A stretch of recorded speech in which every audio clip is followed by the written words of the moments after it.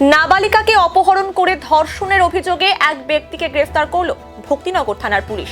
ধৃতের নাম উত্তম ভাওয়াল, জলপাইগুড়ির বাসিন্দা।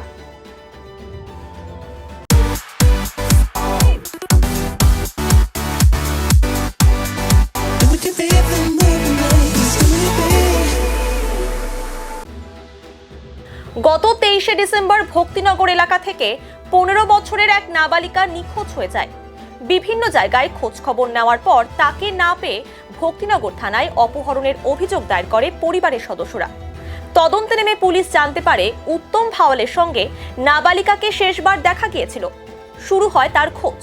পুলিশ জানতে পারে যে ব্যক্তি নাবালিকাকে নিয়ে জলপাইগুড়িতে গিয়েছে।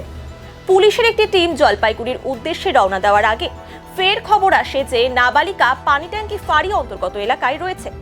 এরপর সেখান থেকে উদ্ধার করা হয় নাবালিকাকে। নাবালিকাকে জিজ্ঞাসাবাদ করে অপহরণ এবং ধর্ষণের অভিযোগে উত্তম ভাওয়ালকে গ্রেফতার করে পুলিশ। আজ ধৃতকে জলপাইগুড়ি আদালতে পেশ করা হয়।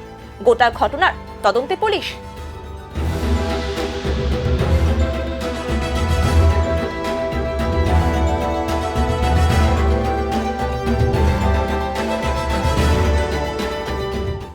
पचास हजार लोगों को अपनी मंजिल से है जोड़ा और नई उत्साह के साथ आए हैं फिर से थामने आपका हाथ। श्री शांति होंडा।